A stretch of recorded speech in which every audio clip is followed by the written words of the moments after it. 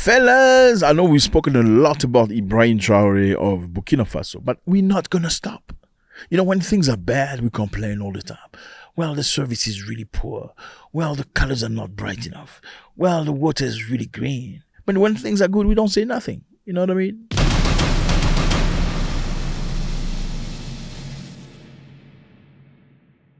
When presidents are doing garbage, we don't, we speak about it. We blame them. We say the roads are poor, there's no water. When they do good things, we should be able to speak about it. Ibrahim Traoré, president of Burkina Faso, he's at it again. Okay, let's listen to him. I'll make a comment right after. Les enfants du Congo meurent depuis des années. Plusieurs autres conflits, tels au Soudan, existent sur le continent. Nous aurions aimé voir l'Union africaine générer les forces et toutes les stratégies nécessaires pour soutenir ces États pour qu'ils puissent retrouver la paix. Congolese people are dying every single day. Fellas, here's Congo. DRC. Beautiful country, lovely people. They love music and parties.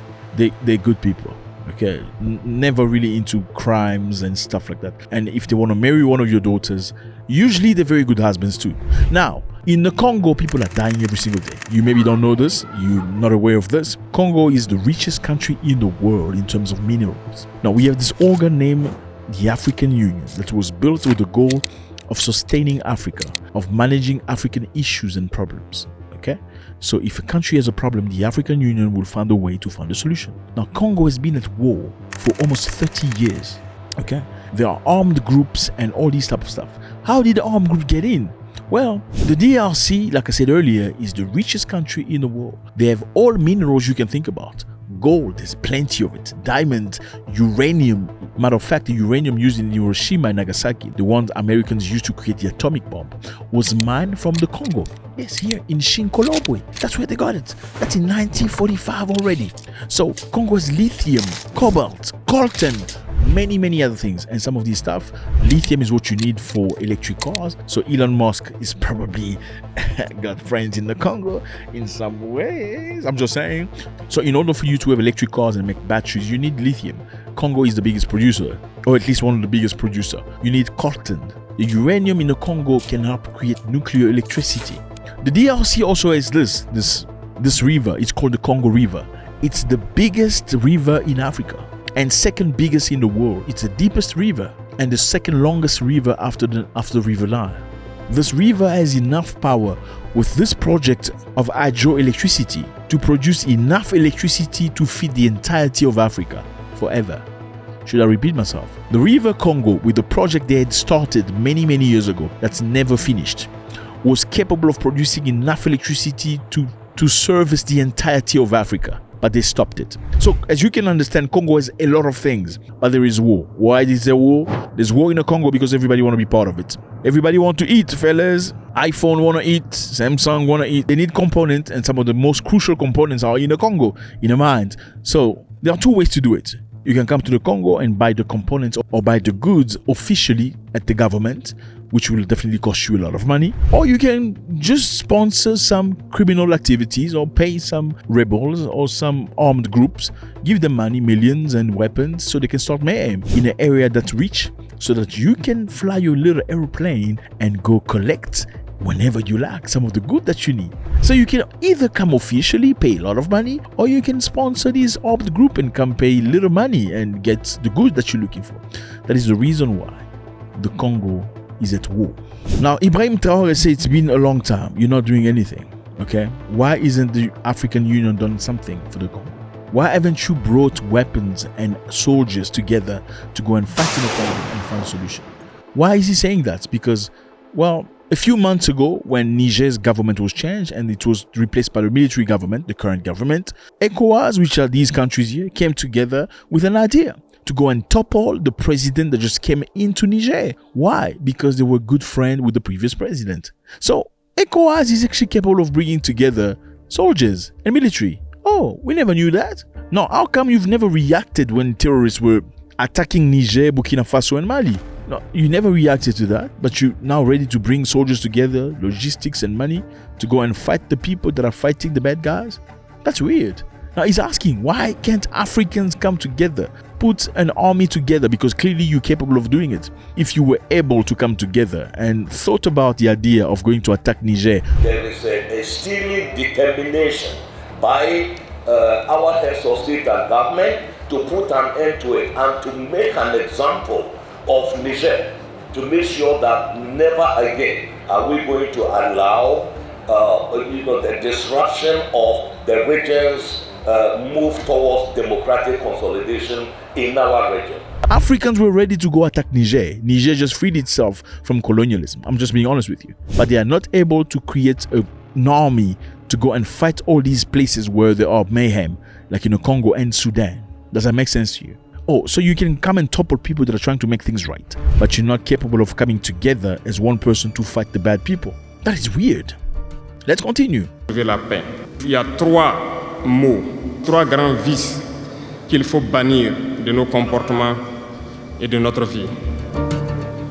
Je parle de la lâcheté, la traîtrise et l'incompétence. 3 things we need to ban. It's cowardness, treachery, and incompetence. 3 things Africans need to fight. This is what he said. Il y a quelques jours de cela, un pays étranger à l'Afrique a annoncé ouvertement avoir soutenu et participé à une attaque lâche, terroriste et barbare contre des forces de notre confédération à Tinzaouaten. L'Union africaine n'a pipé aucun mot pour condamner cette ingérence d'un État extérieur à l'Afrique dans les affaires internes de nos États. Je souhaiterais qu'ils l'entendent et qu'ils sortent donc de leur... Crazy! Absolutely insane. He said it's been a couple of days. There was a foreign state that claimed openly to have participated in an attack that claims many lives of Africans in the African continent. And none of these people, he's talking about the African Union, opened their mouth to condemn this thing. Let me give you context. A while back, a Ukrainian official spoke on a video saying that they orchestrated an attack that happened in Mali. This attack was by rebels in Mali fighting the government. The Ukrainian was saying they provided intelligence services to these people. They gave them the weapons and the strategy on how to utilize at best the tactic they gave them. The fact that the rebels received the necessary information that allowed them to conduct a successful operation against Russian war criminals, the whole world has already seen this. This is sensitive information. Therefore, everything that Ukraine does is happening within the limits and within the framework of international law. So the goal for the Ukraine was to hurt Wagner. Wagner was working with the Malians. Okay, they have a contract. The Ukrainian wanted to help the rebels in Mali to hit Wagner, and by hitting Wagner, they also hit the Malian government soldiers. So as you can understand, this is a foreign country, foreign to Africa, a European country that's managing a group of rebels in Africa to hit African soldiers and unalive them. And none of Africans or the African Union left a little finger to blame or to accuse or condemn that action. He says this is treason, this is cowardice, this is incompetence. It is unacceptable. I mean, you and your brother can have issues. You can fight each other. Yeah, it happens. But when somebody from outside comes into your issue, that's become something completely different. Like, I mean, I remember we grew up in a neighborhood. You can fight your neighbor, you have, whatever. But if somebody from outside comes here, hey, you forget your issue. You forget your beef. He says this is coward. This is cowardly of Africans. And I'm sorry, except for a few African countries and also the Moroccans and those, Arab countries in Africa. The black Africans, they rarely fight for one another. They will see another person suffer, go into difficulties while they're watching. They're actually laughing while you're going through this. It's very sad. It's unacceptable. How do you allow somebody from outside? Let me tell you something. When they came to unalive Gaddafi, African presidents were aware of the situation. It wasn't a surprise. President Museveni spoke about this. These excellencies, this one here, Jacob Zuma, and the others. I was not there, but my minister was among them. They were going to Libya to mediate. And they were told by NATO to go back. Yes. Said, you go back.